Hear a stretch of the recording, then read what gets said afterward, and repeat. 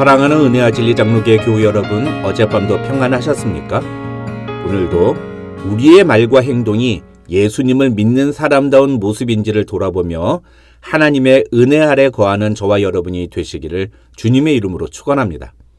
오늘 새벽에 만나 본문은 민수기 14장 36절에서 45절입니다. 민수기 14장 36절에서 45절을 제가 읽어드리겠습니다.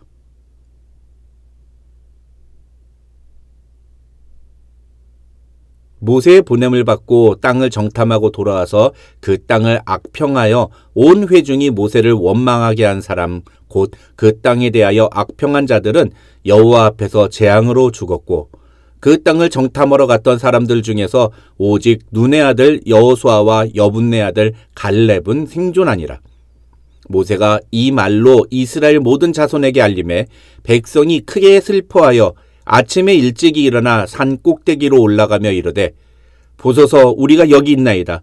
우리가 여호와께서 허락하신 곳으로 올라가리니 우리가 범죄하였음이니이다. 모세가 이르되 너희가 어찌하여 이제 여호와의 명령을 범하느냐. 이 일이 형통하지 못하리라. 여호와께서 너희 중에 계시지 아니하니 올라가지 말라. 너희의 대적 앞에서 패할까 하노라. 아말렉인과 가나안인이 너희 앞에 있으니 너희가 그 칼에 망하리라. 너희가 여호와를 배반하였으니 여호와께서 너희와 함께하지 아니하시리라 하나 그들이 그래도 산 꼭대기로 올라갔고 여호와의 언약궤와 모세는 진영을 떠나지 아니하였더라. 아말렉인과 산간지대에 거주하는 가나안인이 내려와 그들을 무찌르고 호르마까지 이르렀더라.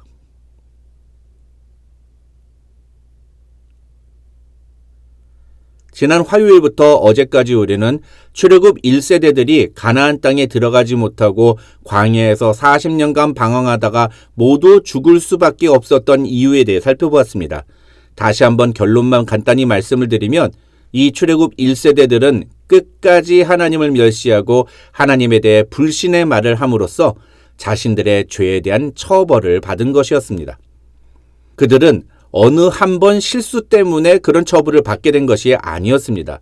하나님은 참을 때까지 참으셨습니다. 하지만 그런 하나님의 인내와 용서를 출애굽 1세대들은 멸시했고 결국 넘어서는 안 되는 선까지 넘어버렸습니다. 하나님은 그런 출애굽 1세대들의 모습을 보시며 이 백성이 어느 때까지 나를 멸시하겠느냐고 말씀하셨습니다. 그러면서 하나님은 그 뒤에 내가 그들 중에 많은 이적을 행하였으나 어느 때까지 나를 믿지 않겠느냐고 말씀하시면서 출애굽 1세대들의 불신앙이 곧 하나님을 멸시하는 태도임을 분명하게 밝히셨습니다. 그러면서 어제 저는 하나님은 분명히 오래 참으시는 분이며 우리를 끝까지 용서하시는 분이시지만 그렇다고 해서 우리가 무슨 짓을 하든 다 용서받을 것이라고 생각하는 것은 매우 큰 착각이다. 오히려 하나님은 우리가 행한 대로 갚으시는 분이라는 사실을 잊지 말아야 한다고 말씀드렸습니다. 우리의 연약함으로 인해 일어나는 죄에 대하여는 하나님도 그 인자하시며 오래 참으시는 성품으로 우리의 죄를 용서해 주십니다. 그러나 우리가 의도적으로 하나님이 기뻐하는 일이 아닌 줄 알면서도 우리 마음대로 죄를 저지르게 될 때 하나님은 결코 기뻐하지 않으시며 우리의 행위대로 그 죄를 갚으신다고 성경은 말합니다. 하나님은 그런 행위를 하나님을 멸시하는 것이라고 말씀하시기 때문입니다. 26절에서 35절을 보면 하나님은 그렇게 하나님을 거역하고 멸시한 출애굽 1세대들은 모두 다 이 광야에서 죽을 것이라고 말씀하십니다. 특히 29절과 32절 그리고 35절을 보면 하나님은 너희의 시체가 이 광야에 엎드려질 것이다. 이런 말씀을 3번이나 반복하시면서 출애굽 1세대들에 대한 하나님의 진노가 반드시 임할 것임을 강조하셨습니다. 그러면서 하나님은 그 본보기로 먼저 12 정탐꾼 중에 가나안 땅에 대해 악평했던 10명의 정탐꾼들을 재앙으로 죽이십니다. 그 내용이 바로 오늘 본문 36절에서 38절의 내용입니다. 어떤 학자는 이 36절에서 38절은 40년 광야 생활 중에 일어난 일을 모세가 회고하면서 결론적으로 제시하기 위해 삽입한 것이라고 주장하기도 합니다. 하지만 대부분의 신학자들은 이 36절에서 38절의 사건은 모세가 백성들에게 하나님의 심판의 메시지를 전하기 직전, 그러니까 39절로 45절의 사건이 일어나기 직전에 가데스 바네아에 모여있던 모든 이스라엘 백성들 앞에서 일어났다고 추측합니다. 다시 말해서 하나님의 약속을 불신하고 원망했던 출애굽 1세대들은 하나님의 말씀대로 40년 동안 광야에서 방황하다가 죽었지만, 이 사건의 첫 출발인 정탐 보고 시간에 가나안 땅에 대한 악평을 들어놓음으로써 온 회중이 하나님과 모세를 원망하게 하고, 그러다가 결국 넘지 말아야 할 선까지 넘게 만들었던 그 10명의 정탐꾼들은 하나님이 그 자리에서 즉각적인 재앙을 내리심으로 바로 죽여버렸다는 것입니다. 39절을 보면 모세는 이 사건이 벌어진 후에 하나님께서 모세와 아론에게 말씀하신 11절에서 35절의 말씀을 이스라엘 백성들에게 전합니다. 즉 10명의 정탐꾼들이 하나님의 진노로 죽임을 당하고, 그 사건이 벌어진 동시에 모세는 출애굽 1세대들에게 너희도 이 광야에서 이렇게 죽을 것이다 라고 하나님의 말씀을 전했다는 것입니다. 그러자 이 말을 들은 모든 이스라엘 백성들이 크게 슬퍼했다고 39절은 말합니다. 여기서 슬퍼하여라는 말은 자신들이 큰 잘못을 저질렀다는 사실과 그로 인해 하나님이 크게 진노하셔서 자신들에게 엄청난 처벌을 내리셨다는 것 때문에 슬퍼한 것이 아닙니다. 여기서 이스라엘 백성들이 슬퍼했다는 것은 10명의 정탐꾼들이 갑자기 죽은 게 하나님이 진노하셨기 때문이라고, 그리고 우리에 대해서도 하나님이 똑같이 진노하셨다고, 그럼 우리도 이제 곧 죽는 거 아니야?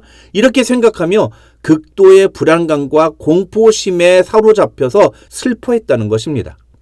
그래서 40절을 보면 이스라엘 백성들은 다음날 아침에 일찍이 일어나 산 꼭대기로 올라가면서 모세에게 보소서 우리가 여기 있나이다. 우리가 여호와께서 허락하신 곳으로 올라가리니 우리가 범죄하였음이니이다 라고 말합니다. 언뜻 보기에는 자신들이 죄를 지었다고 말을 하니까 이스라엘 백성들이 자신의 잘못을 깨닫고 회개하는 것처럼 보입니다. 그런데 25절을 보면 하나님은 이스라엘 백성들에게 이제는 가나안으로 올라가지 말고 돌이켜 홍해 길을 따라 광야로 들어갈지니라고 말씀하셨습니다. 하나님은 광야로 들어가라고 했는데 이스라엘 백성들은 오히려 아말렉인과 가나안들이 사는 산으로 올라가겠다고 하고 있는 것입니다. 그래서 이 40절에서 이스라엘 백성들이 하는 말을 회개의 말이라고 인정하는 학자는 단 한 사람도 없습니다. 대부분의 학자들은 이 말을 지푸라기라도 잡은 심정으로 하나님의 뜻을 돌이키기 위해 애쓰는 이스라엘 백성들의 몸부림이라고 해석합니다. 방금 전까지 하나님의 은혜와 축복도 무시하고 심지어 하나님이 이제까지 인도하셨던 모든 것을 다 원상복귀시키자면서 이제부터 하나님의 통치 따위는 필요 없고 우리가 스스로 우리 앞길을 알아서 챙기겠다고 소리쳤던 자들이 눈앞에서 10명의 정탐꾼들이 갑자기 죽어나가고 모세가 그들의 죽음에 대하여 이야기하면서 너희도 앞으로 이렇게 될 것이다 라고 말하니까 그런 모습에 두려움에 사로잡혀서 어떻게든 이 결과를 뒤집어 보겠다고 하나님한테 잘못했다는 신용을 하면서 알았어요 하나님 말대로 할게요 이렇게 말하고 있다는 것입니다. 여러분 이것은 회개가 아닌 것입니다. 이것은 그저 자신들이 당할 미래에 하나님의 진노가 두려워서 그것을 피하기 위해 선택한 또 다른 처세술에 불과한 것입니다. 41절을 보면 이런 이스라엘 백성들의 모습을 본 모세는 너희가 어찌하여 이제 여호와의 명령을 범하느냐 이 일이 형통하지 못하리라. 여호와께서 너희 중에 계시지 아니하니 올라가지 말라. 너희의 대적 앞에서 패할까 하노라. 아말렉인과 가나안인이 너희 앞에 있으니 너희가 그 칼에 망하리라. 너희가 여호와를 배반하였으니 여호와께서 너희와 함께하지 아니하시리라 하면서 이스라엘 백성들을 말립니다. 그런데 44절을 보면 성경은 뭐라고 말합니까? 그들이 그래도 산 꼭대기로 올라갔다고 성경은 말합니다. 여기서 그래도라는 표현은 히브리어 성경 그대로 직역하면 고집스럽게 혹은 자기 확신에 차서라고 번역할 수 있습니다. 즉 이스라엘 백성들은 산으로 올라가지 말라고 만류하는 모세의 말을 듣지 않고 자기의 판단이 더 옳다고 생각하고 산으로 올라가서 아말렉인과 가나안인들하고 싸우겠다고 고집을 부리고 있다는 것입니다. 사실 이런 이스라엘 백성들의 모습은 이번 주 새벽에 만나 본문 내내 등장했습니다. 가장 먼저 13장 33절에서 10명의 정탐꾼들은 우리는 스스로 보기에도 메뚜기 같다고 말합니다. 자기들이 본 것을 확신하며 말하는 것입니다.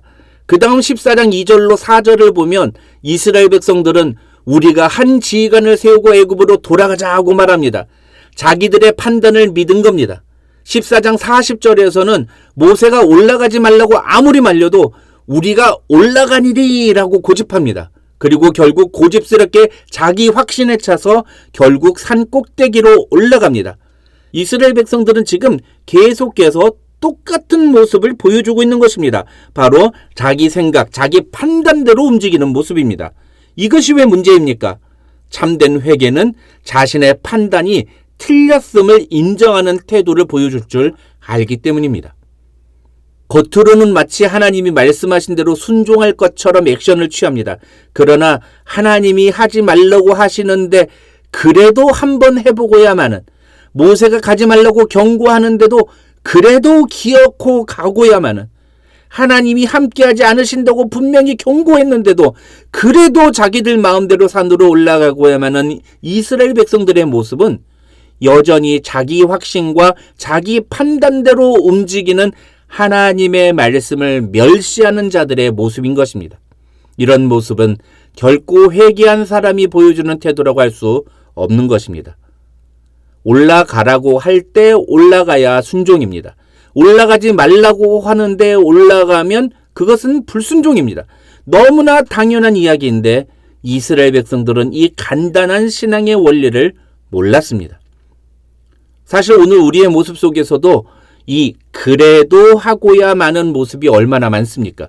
하나님이 무엇을 원하시는지 아는데 그래도 내가 하고 싶은 것을 하는 게 뭐가 잘못된 일인가? 이런 생각을 우리도 모두 하지 않습니까?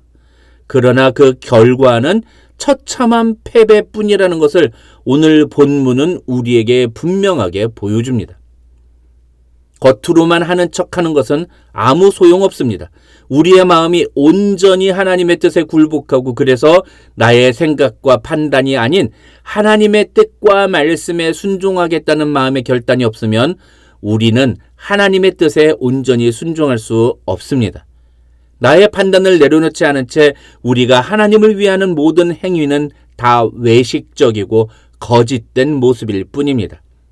오늘 하루 나의 생각과 판단을 내려놓고 무엇이 하나님이 기뻐하시는 일인지 생각하며 하나님의 뜻에 온전히 순종하기로 결단하는 저와 여러분이 되시기를 주님의 이름으로 축원합니다.